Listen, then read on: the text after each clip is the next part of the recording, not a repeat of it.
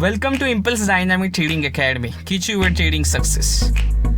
Learn equity, futures, options, intraday as well as positional trading professionally. To continue with the very important topic, which is nothing but law of demand and supply. So stock market जो है, this is the one of the best market, okay, and this is a market is like a, my friend, yes, diamond market, gold market, property market. So my friend, yes, like a other market, stock market, shares prices also depends on law of demand and supply.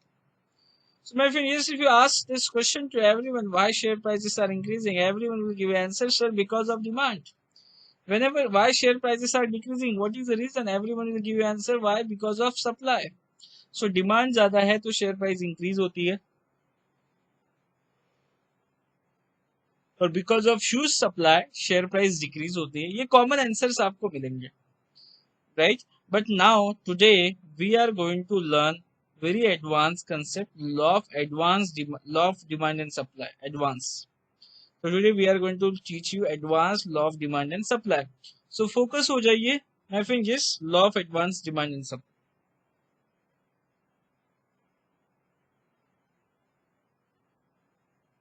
You can type your questions, Mr. if you have any doubts. Okay, so learn करते हैं what is law of advanced demand and supply.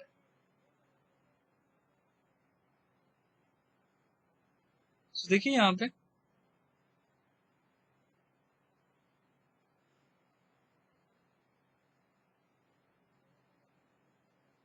तो किस तरह से work करते हैं. तो first law,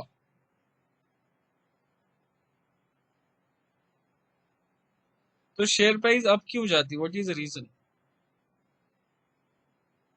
तो first law, everyone is buying with the huge quantity. The stock is very positive, everyone is buying. There is a huge demand. Okay, तो मैं फिर ये शेयर प्राइस सब बाय कर रहे हैं ह्यूज क्वांटिटी में, शेयर प्राइस इंक्रीज हो रही है, ह्यूज बाइंग है यहाँ पे, और प्राइस अप जा रही है, and this is nothing but law of huge demand.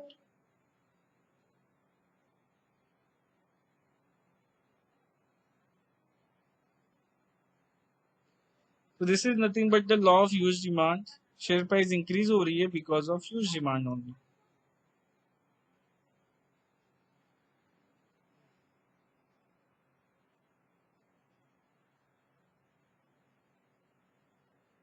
तो इसे हम क्या कहेंगे, law of huge demand. I will give you example, like a gold की प्राइस क्यों इंक्रीज हुई, डिमांड की वजह से. प्रॉपर्टी प्राइस क्यों इंक्रीज होगी, because of demand. So my friend, ये सारे के सारे ट्रेडर्स बाय कर रहे हैं, जब भी ये बाय करेंगे तो ये लॉ है जिसे हम कहते हैं law of huge demand. Okay, so now next one is, my friend, yes, price already reach that top. So price already reached that top, and at this point no one is ready to buy. And if no one is ready to buy, price top पे आ चुकी, कोई buy नहीं करना चाहता, और कोई buy नहीं करना चाहता, तो प्राइस हो रही नीचे, down. Okay, and my friend, yes, and price is right coming down, and my friend, yes, reason behind it is law of no demand.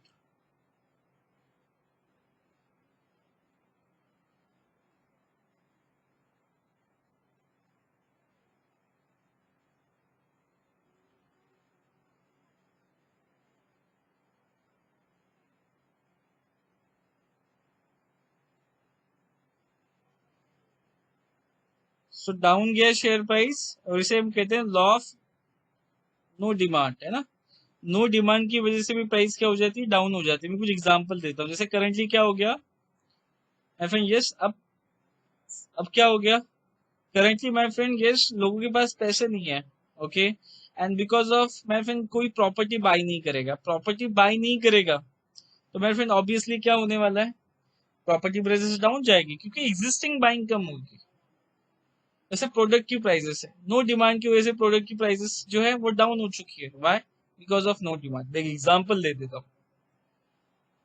IPhone x launch हो गया, आईफोन 8 कोई बाय करेगा क्या, नहीं बाय करेगा, और आईफोन 8 की prices 20-30% से डाउन हो जाती है. इसका मतलब ये नहीं कि आईफोन 8 का प्रोडक्शन बढ़ेगा, आईफोन 8 का प्रोजेक्शन उतना ही है, बट आईफोन एक्स लॉन्च हो गया, इसलिए आईफोन 8 की प्राइसेस डाउन हो गई।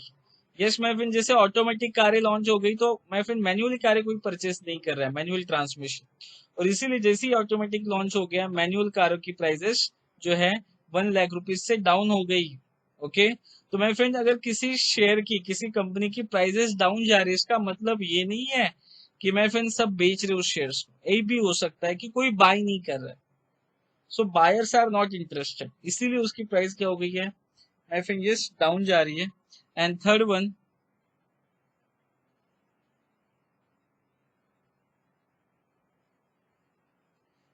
जो है, एवरीवन इज सेलिंग, सब बेच रहे हैं, and because of huge selling my friend, yes price down जा रही है। And this is nothing but the law of,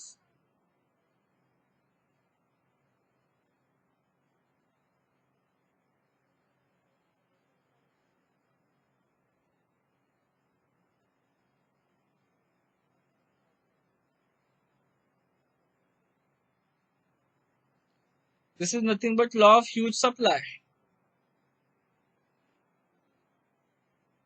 price down जा रही है,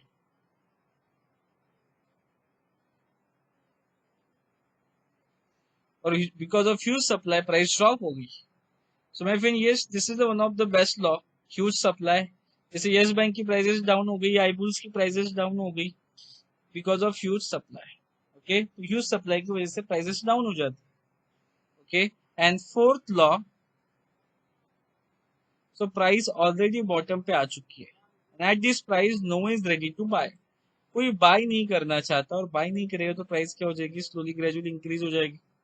अब प्राइस यहाँ पे इंक्रीज हो रही, क्यों हो रही है, डिमांड आ रही है क्या, no, existing sellers, existing sellers stop हो गए, और this is nothing but the law of,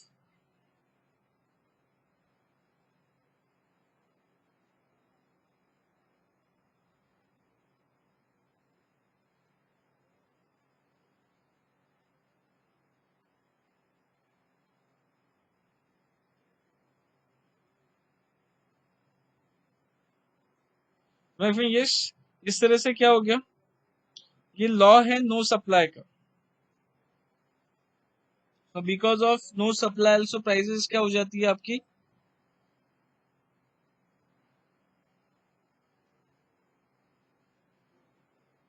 okay, prices क्या हो जाती है आपकी, अब चली जाती है। जैसे मैं एग्जांपल लेता हूँ ओनियन की प्राइसेस, अब ओनियन की प्राइसेस रिसेंटली अब चली गई थी 100 रुपीज के जी, क्या रीजन था, एग्जिस्टिंग सप्लाई कम हो गया मार्केट में, है ना। तो मार्केट में अगर कोई प्रोडक्ट का सप्लाई, जैसे आज लॉकडाउन की वजह से बहुत सारे प्रोडक्ट्स का सप्लाई बंद है, फैक्ट्रीज बंद है, और इस वजह से वेरी लेस जो प्रोडक्ट्स है वो मार्केट में अवेलेबल है, और उन प्रोडक्ट की प्राइसेस क्या हो रही है, इंक्रीज हो रही है। Why, because of no supply, suppliers market में जब नहीं होते हैं तो भी प्राइस इंक्रीज होती है, इसका मतलब ये नहीं कि वहां पे ह्यूज डिमांड है, प्राइस इंक्रीज हो रही है because of no supply. Okay, और इस तरह से ये 4 लॉज जो है वो मार्केट में एग्जिस्ट है।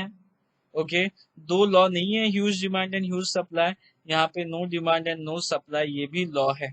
Okay, so my friend, yes, now give me answers, everyone understand what is meaning of law of no demand and no supply, so no demand no supply, huge demand huge supply, ये आप समझ गए क्या। Okay, so now I am going to discuss about the interpretation, कैसे इस पे हम execution करेंगे, तो try to understand the secret. See, so price जो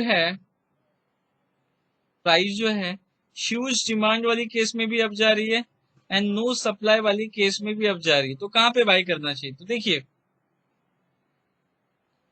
तो मैं फिर यस, तो जो आपके इंडिकेटर्स है ना, आपके टेक्निकल टूल्स हैं, इंडिकेटर्स हैं, तो यहाँ पे भी आपको कैंडल मिल जाएगी, जो कैंडल फॉलो करते हैं, यहाँ पे भी आपको कैंडल मिल जाएगी, यहाँ पे अगर आप इंडिकेटर फॉलो करते तो यहाँ पे भी आपको बाय सिग्नल मिल जाएगा, और इस केस में भी आपको बाय सिग्नल मिल जाएगा। But very important concept, huge demand वाली केस में आपका टारगेट अचीव हो जाएगा, ह्यूज डिमांड वाली केस में आपका टारगेट अचीव हो जाएगा, और नो सप्लाई वाली केस में आपका एसएल ट्रिगर हो जाएगा, क्योंकि huge demand is a natural demand, price बढ़ेगी। जैसे गोल्ड की प्राइस बढ़ भी रही है, सस्टेन भी हो रही है और बढ़ेगी, बढ़ भी रही है, सस्टेन भी हो रही है और बढ़ेगी फ्यूचर में। ओके, ये इंक्रीज होती जाएगी। Why? Because of huge demand. Okay, but my friends, onion की प्राइसेस जो इंक्रीज हुई थी वो सस्टेन हो पाई क्या 100 रुपीज के जी से? वो सस्टेन नहीं हो पाई है, right? I think yes, onion की प्राइसेस बिल्कुल भी सस्टेन नहीं हो पाई है। ओके, और मैं फिर यस, और प्राइसेस ड्रॉप हो जाती है जैसे ही मार्केट में सप्लायर आ जाते हैं, और इसीलिए नो सप्लाई वाली केस में ट्रेड नहीं करना है। Don't trade, don't buy. यहाँ पे बाय करिए ह्यूज डिमांड वाली केस में। नो सप्लाई वाली केस में बाय नहीं करना है, क्योंकि इट्स वेरी रिस्की। ओके, तो मैं फिर ये ह्यूज सप्लाई वाली केस में एवरीवन इज सेलिंग। तो यहाँ पे भी आपको इंडिकेटर मिल गया, कैंडल मिल गई सेलिंग की। एंड मैं फिर ये आपके टेक्निकल टूल ने भी सेल सिग्नल दे दिया, यहाँ पे भी आपको कैंडल मिल गई, और आपके टेक्निकल टूल ने यहाँ पे भी आपको सेलिंग का सिग्नल दे दिया। बट ह्यूज सप्लाई वाली केस में आपका टारगेट अचीव होगा, यहाँ पे आपका टारगेट अचीव होगा, क्योंकि प्राइस ड्रॉप भी होगी, जैसे किंगफिशर है, वीडियोकॉन है, या फिर प्राइस डाउन भी जाएगी और डाउन जाएगी। बट नो डिमांड वाली केस में, I think yes, right, price down जा रही है बिकॉज डिमांड नहीं है, और जैसे ही डिमांड इंक्रीज होगी प्राइस अप चली जाएगी और आपका एसएल ट्रिगर हो जाएगा, आपका स्टॉप लॉस ट्रिगर हो जाता है नो डिमांड वाली केस में। और my friend yes, huge supply वाली केस में स्टॉक सस्टेन भी होता है, and my friend yes, and right, और नीचे प्राइस जाती है।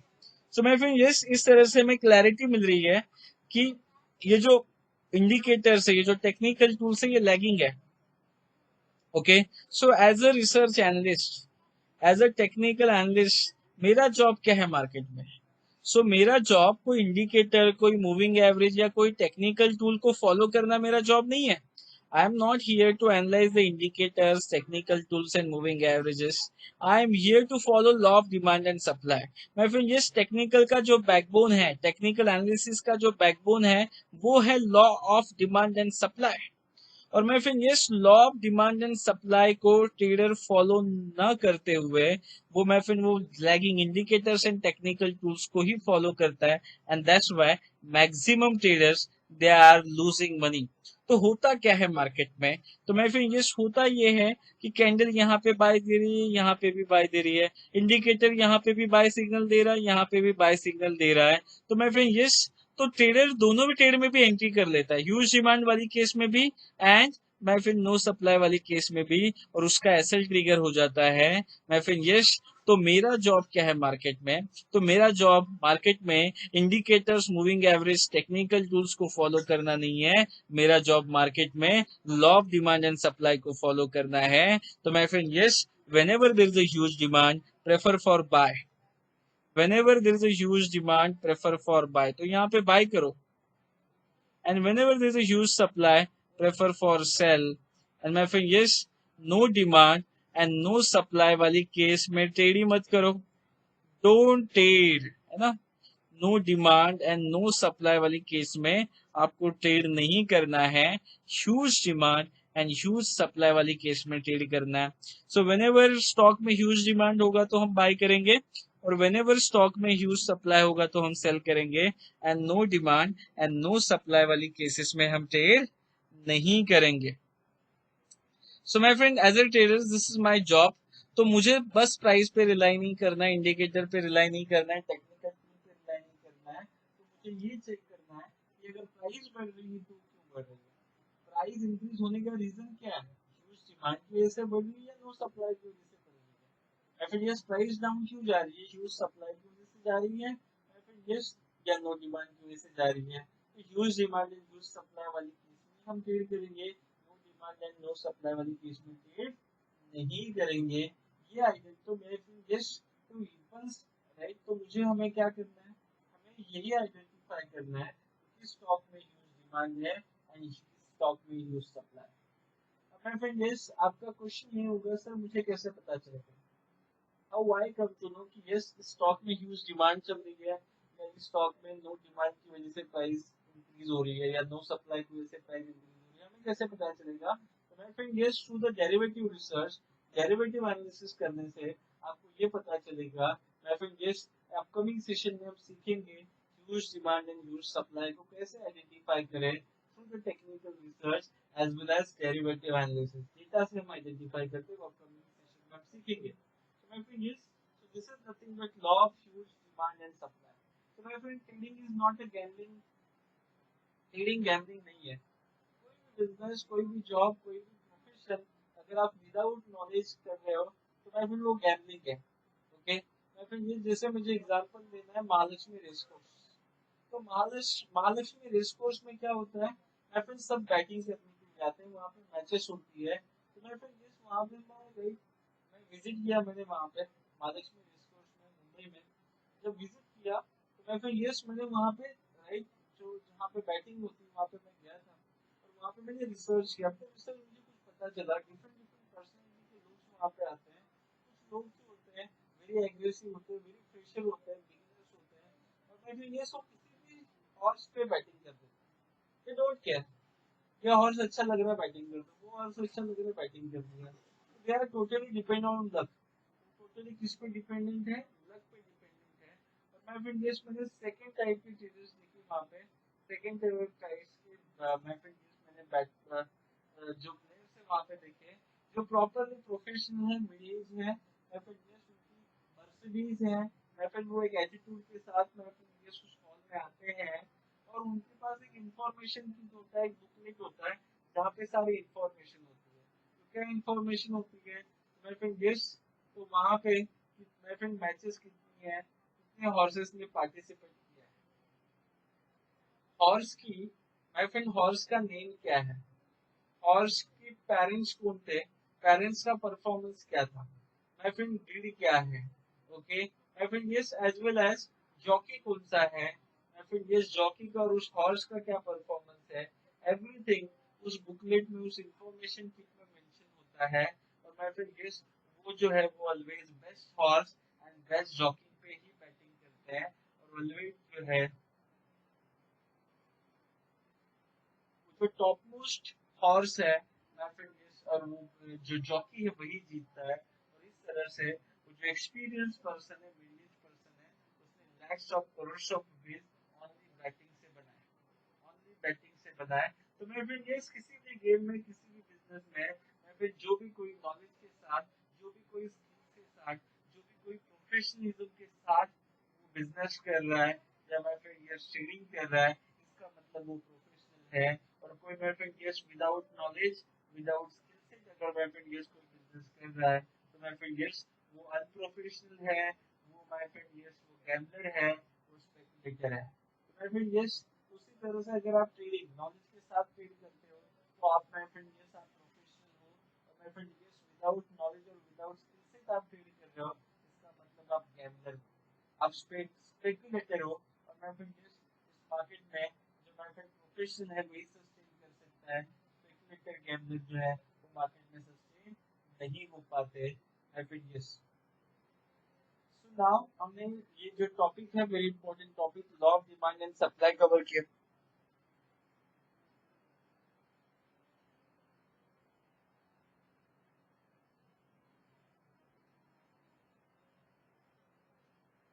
Hello, now my voice is clear. Please reply.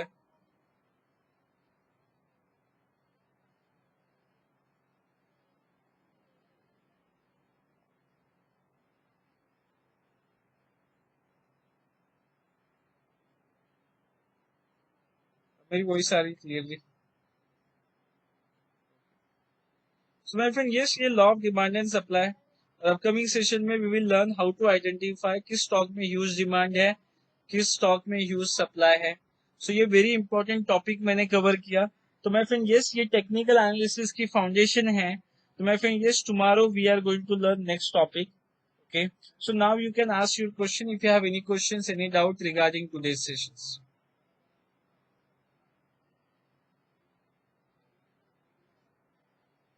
Our mission is to provide individual and worldwide stock market trading education. And yes, definitely this channel is made for the traders, whoever wants to learn stock market trading. Okay, so my friend, yes, so our vision is to provide you the best education. So we are consistently coming up with the new stock market videos like trading strategies, trading systems, stock market theories. Okay, so stay connected with us, subscribe our channel, for press a bell icon for upcoming notifications. Okay, like our videos, share our videos, and thank you very much for watching our video.